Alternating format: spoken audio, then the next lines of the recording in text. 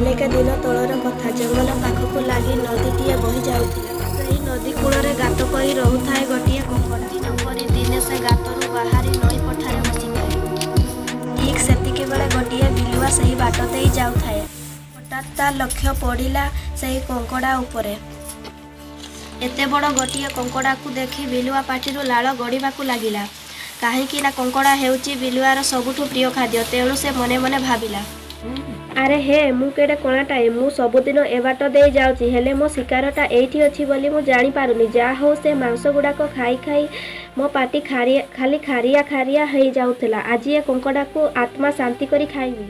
ମନେ ମନେ ଏକଥା ଭାବିଛି କି ନାହିଁ, କଙ୍କଡ଼ାଟି ବିଲୁଆକୁ ଦେଖିଦେଲା ଆଉ ଚଟାପଟ ତା ଗାତ ଭିତରକୁ ଚାଲିଗଲା। କଙ୍କଡ଼ାଟି ଗାତ ଭିତରେ ଲୁଚିଯିବାର ଦେଖି ବିଲୁଆ ମନେ ମନେ ଭାବିଲା, ଆଚ୍ଛା ହଉରେ ପୁଅ, କେତେ ଲୁଚିବୁ ଲୁଚ, ହେଲେ ତୁ ଶେଷରେ ମୋରି ପେଟରେ ଯିବୁ, ଏକଥା ମନେ ରଖ। ଏଣେ କଙ୍କଡ଼ା ମୁଣ୍ଡ ଖରାପ, କେମିତି ସେ ବିଲୁଆ ଠାରୁ ରକ୍ଷା ପାଇବ, ସେଇ ଚିନ୍ତାରେ ଲାଗି ପଡ଼ିଲା। କଙ୍କଡ଼ା ଜାଣିଛି ଯେ ବିଲୁଆ ଭାରି ଚତୁର। ସେ ତାକୁ ଥରେ ଦେଖିଛି ମାନେ ଯେମିତି ହେଲେ ଖାଇବାକୁ ଚେଷ୍ଟା କରିବ। ତେଣୁ କଙ୍କଡ଼ା ଭାବିଲା ସେ ବିଲୁଆ ସହିତ ଲଢ଼େଇ କରିବ। ତାପରେ ପୁଣି ଭାବିଲା, ନା ନା, ସେ ତା ଠାରୁ ବହୁତ ବଡ଼। ଯଦି ସେ ବିଲୁଆ ସହିତ ଲଢ଼େଇ କରେ ତେବେ ତା ଜୀବନ ପ୍ରତି ବିପଦ ଅଛି। ତାହେଲେ କ'ଣ କରିବ ବୋଲି ଭାବିଲା।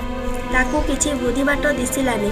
ଶେଷରେ ସେ ରାଜା କୁମ୍ଭୀର ପାଖରେ ଯାଇ ପହଞ୍ଚିଲା ଓ ସବୁ କଥା ଜଣାଇଲା। କଙ୍କଡ଼ା କଥା ଶୁଣି କୁମ୍ଭୀର କହିଲା, ଶୁଣ କଙ୍କଡ଼ା, ବିଲୁଆ ପାଖରୁ ବଞ୍ଚିବାକୁ ହେଲେ ତେବେ ତୋ ପାଖରେ ଗୋଟାଏ ରାସ୍ତା। ଏତିକି, ଯେତେବେଳେ ବିଲୁଆ ଆସିବ ତୁ ଦୂରରୁ ଥାଇ ତାକୁ ନମସ୍କାର ଜଣାଇବୁ। କାହିଁକି ନା ଯେତିକି ଦୁଷ୍ଟ ସେ ଓ ଭୟଙ୍କର ଶତ୍ରୁ ହେଇଥିଲେ ବି ସଦା ନମସ୍କାର କଲେ ତା ମନରୁ ହିଂସାଭାବ ଦୂରେଇ ଯାଏ। ଆଉ ଯଦି ତା ସମ୍ମାନ ପାଏ ତେବେ ତା ଭାବନାରେ ଏବଂ ବ୍ୟବହାରରେ ପରିବର୍ତ୍ତନ ଆସେ। କ'ଣ ବୁଝିଲୁ? କୁମ୍ଭୀରର ଏକଥା କଙ୍କଡ଼ା ମନକୁ ବେଶ ପାଇଲା। ସେ ରାଜା କୁମ୍ଭୀରକୁ ଧନ୍ୟବାଦ ଦେଲା। ତାପରେ ସେ ତା ନିଜ ଗାତକୁ ଫେରିଗଲା। ଠିକ୍ ତା ପରଦିନ ହେଲା। କଙ୍କଡ଼ା ବଡ଼ି ଭୋରରୁ ବିଲୁଆ ଆସିବା ବାଟକୁ ଅନେଇ ରହିଲା।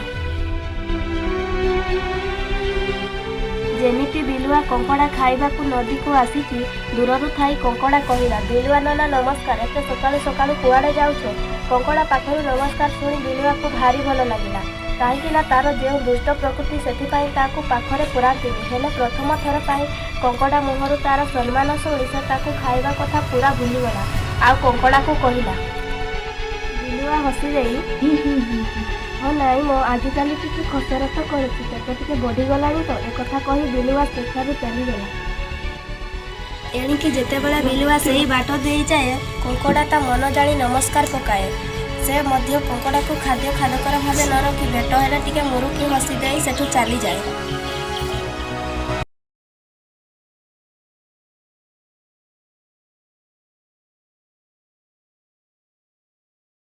ଏହି ଗଳ୍ପରୁ ଆମେ ଦେଖିଲେ ଯେ କଙ୍କଡ଼ାଟି କେମିତି ବିଲୁଆକୁ ସମ୍ମାନ ଜଣାଇ ତା ଜୀବନ ରକ୍ଷା କରିପାରିଲା।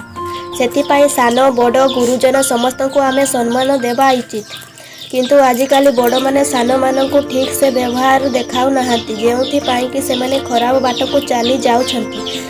ଛାତ୍ରମାନେ ମଧ୍ୟ ଶିକ୍ଷକମାନଙ୍କୁ ଓ ଶିକ୍ଷକମାନେ ମଧ୍ୟ ଛାତ୍ରମାନଙ୍କୁ ଉଚିତ ବ୍ୟବହାର ଓ ସମ୍ମାନ ଦେଉନାହାନ୍ତି, ଯେଉଁଥିପାଇଁ କି ଛାତ୍ର ଓ ଶିକ୍ଷକ ମଧ୍ୟରେ ଥିବା ସମ୍ପର୍କ ଖରାପ ହେବାକୁ ଲାଗୁଛି। ତେଣୁ ଆମେ ସମସ୍ତେ ଏହି ଗଳ୍ପରୁ କିଛି ଶିକ୍ଷା ଲାଭ କରିବା ଓ ସମାଜରେ ପରସ୍ପରକୁ ସମ୍ମାନ ଦେଇ ଶିଖିବା। ସେଥିପାଇଁ ଇଂରାଜୀରେ ଅଛି, ଗିଭ୍ ରେସ୍ପେକ୍ଟ, ଟେକ୍ ରେସ୍ପେକ୍ଟ।